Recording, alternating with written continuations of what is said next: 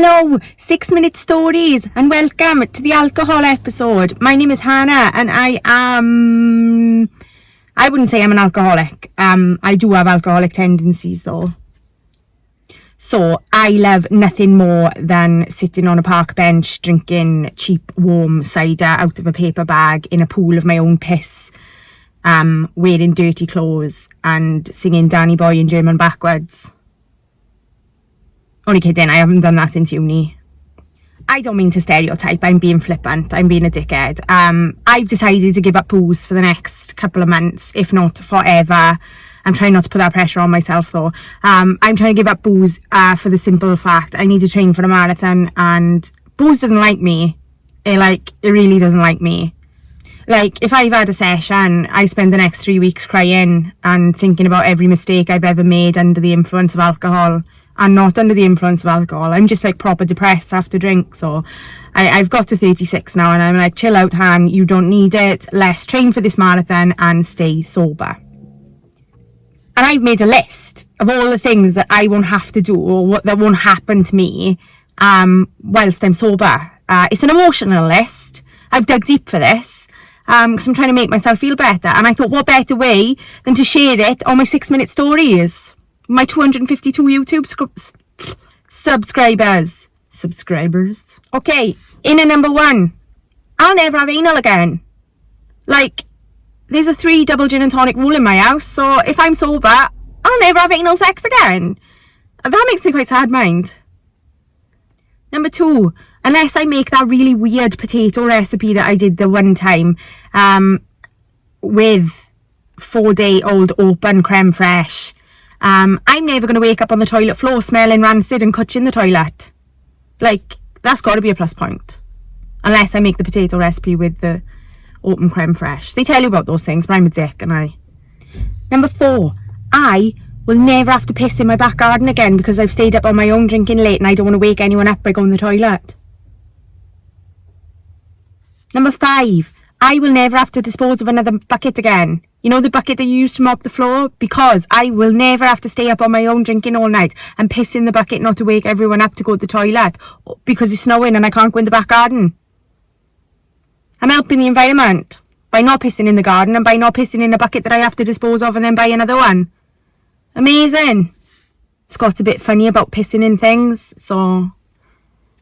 I mean, it's not the same thing, but I give the dog food off one of our plates once, and the dog licked it, and he made me throw the plate out, so I'm guessing he wouldn't like it if I pissed in the mop bucket. So that's why I've been throwing them out. I've missed a number somewhere, but basically the next one is my next door neighbour will never ever have to put a blanket over my naked body because I have collapsed in their hallway, not my own, which is one of the one of the downsides of living in a terraced house. I mean, it happened years ago. It's not the neighbours I'm with now, thank goodness. But it made picking up parcels really awkward for a good few years. They all look the same. They all look the same when you're pissed. Terraced house all looks the same. I will never ever watch through one eye the Keira Knightley version of Pride and Prejudice and cry a lot because no man has ever chased me in the ring to tell me that they've loved me. No man has ever said to me, "In vain I have struggled. It will not do. My feelings will not be repressed. You must allow me to tell you how ardently I admire and love you." I had to write it down, I don't know where, but you know that bit where he tells her he loves her in the rain? No one's ever done that to me. No one's ever fucking done that to me, and it makes me cry every time I've had a drink. I mean, there was this one time a boy did run after me in Bramall, but he asked me did I want to threesome with him and his friend because the one girl had dropped out. It's hardly fucking Pride and Prejudice, is it? I will never ever have to pick projectile vomit off my friend's son and his car seat ever again because they have given me a lift home from Blackwood and I have then repaid them by vomiting all over their kid. And my final hope for being sober, I'm going to conclude on that I will never ever, hopefully, wake up with another tattoo on my arse that was meant to be the Playboy rabbit, but from the off looked like a donkey with a dicky bow,